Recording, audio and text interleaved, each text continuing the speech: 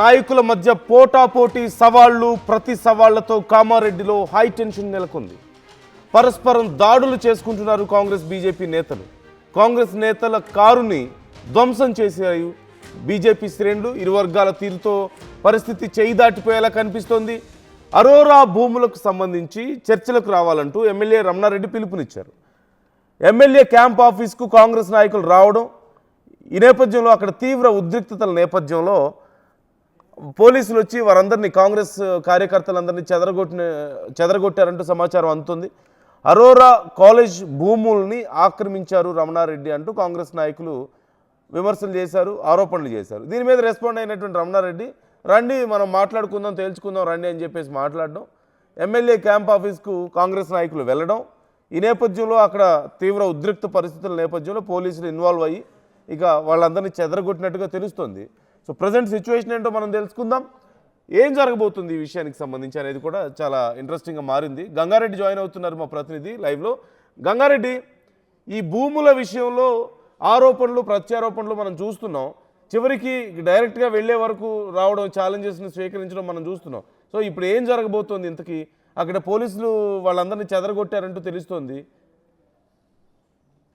కామారెడ్డిలో నేతల మధ్య మాటల యుద్ధం గత కొన్ని రోజులుగా నడుస్తుంది. కామారెడ్డి ఎమ్మెల్యే రమణారెడ్డి అయిన తర్వాత ప్రతిసారి ప్రభుత్వ సలహాదారు షబీర్ పైన మాటల యుద్ధానికి లేచాడు. ఎక్కడ అవినీతి చేశారు మీ అందరినీ బయట పెడతాను, నేను కరప్షన్ లేకుండా పాలన చేస్తాను, కరప్షన్ లేకుండానే 5 ఏళ్ల పాటు ఎమ్మెల్యేగా ఉంటాను, నాకు ఓటేస్తే వేయండి లేకుంటే లేదు, కరప్షన్ లేకుండానే నేను పరిపాలన చేసే దిశగా ప్రయత్నాలు చేస్తానన్నప్పుడు కామారెడ్డి ఎమ్మెల్యే ఈ మాటలకు స్పందించారు ప్రభుత్వ సలహాదారు మాజీ మంత్రి షబీర్ అలీ. అయితే షబీర్ అలీ స్పందించిన తీరు ఎలా ఉందంటే, కామారెడ్డి ప్రభుత్వ ఆస్తులకు సంబంధించి చూసుకుంటే గతంలో మీ తాత ముత్తాతలు ప్రభుత్వ భూములు కాలేజీకి ఇచ్చారు, కామారెడ్డి ప్రభుత్వ డిగ్రీ కళాశాలకు. ఆ కాలేజీకి సంబంధించిన భూములన్నీ కూడా మీరు అమ్ముకున్నారు. దానిపైన కోర్టుకు వెళ్ళిన పరిస్థితి, కోర్టు కూడా ప్రభుత్వానికి సంబంధించిన కాలేజీ భూములే అదే అని చెప్పి నిర్ధారణ చేసింది. అయినప్పటికీ కూడా మీరు ప్రతిసారి ఆరోపణలు చేస్తున్నారు, మేము సిద్ధమే, మీరు ఎక్కడన్నా సవాల్ విస్తారండి అక్కడికి వస్తామని చెప్పి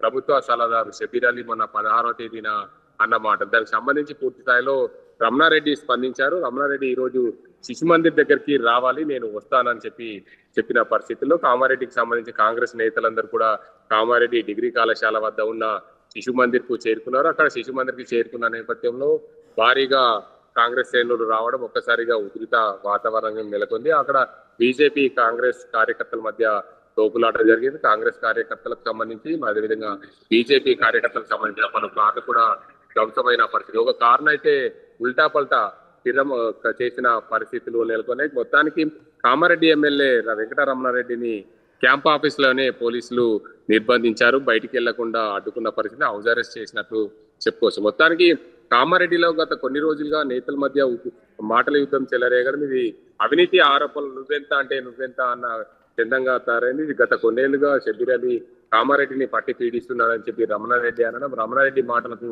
స్పందించిన షబీర్ అలీ, నీ తాత ఇచ్చిన ఆస్తులను నువ్వు అమ్ముకునే ప్రయత్నం చేశావు, నువ్వు కబ్జా చేశావంటూ షబీర్ అలీ అన్న మాటలకి ఒకరిగా అంటే ఒకరు మాటల యుద్ధం ఇప్పటి వరకు ఈ ఉద్రిక్త పరిస్థితులకు దారి. ప్రస్తుతం అయితే పరిస్థితిని పోలీసులు కంట్రోల్ చేసిన పరిస్థితి, కార్లు అయితే ధ్వంసమైన పరిస్థితులు నెలకొని అక్కడ పోలీసులు అయితే పూర్తిగా శాంతి పద్ధతులను తమ కంట్రోల్ కి తెచ్చుకున్న పరిస్థితులు అయితే నెలకొని ఈ మా నేతల మధ్య మాటల యుద్ధానికి కార్యకర్తలు అయితే బలవుతున్నారు.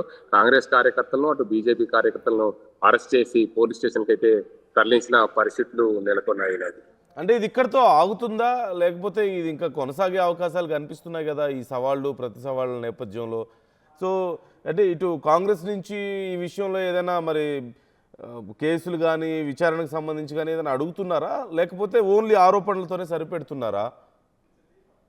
నందు, మొత్తానికైతే వెంకటరమణారెడ్డి కేవలం ఆరోపణలు చేస్తూనే, నేను ఎక్కడ కూడా కరప్షన్ చేస్తలేను, నా వెనుక 10 మంది కార్లు వేసుకొని రారు, నేను 10 మంది కార్లలో భోజనం పెట్టానని ప్రతిసారి కూడా రమణారెడ్డి ప్రజల్ని ఉద్దేశించి, నేను ప్రజలకు సేవ చేసేందుకు వచ్చాను, ఎక్కడ అవినీతి చేయను, నేను 4 కార్లలో జనాలని వేసుకొని తినను, వాళ్ళని వేసుకొని తింటే రోజుకు 1 లక్ష రూపాయలు ఖర్చు అవుతుందని చెప్పి ఆయన మొన్న మీడియాతో కూడా చెప్పిన పరిస్థితి ఉంది ఎలక్షన్ల ప్రచారంలో.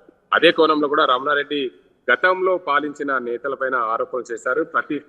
ఎక్కడ కూడా నేతలపైన ఆరోపణలు చేసిన ఎక్కడ కూడా రుజువైన దాఖలాలు ఇప్పటి వరకు కూడా లేవు. కానీ రమణారెడ్డి అయితే ఈ గతంలో ఆస్తులు కబ్జా చేశారనే నేపథ్యంలో షబీర్ అలీ అనడం, దానికి సంబంధించి రమణారెడ్డి స్పందించడం, ఈ రోజుతో ఈ ఘటన ఆగిపోతుందని అనుకోవచ్చు. ఎందుకంటే పోలీసులు అయితే ఎవరిని కూడా అక్కడికి రాకుండా అడ్డుకున్న పరిస్థితి ఉంది.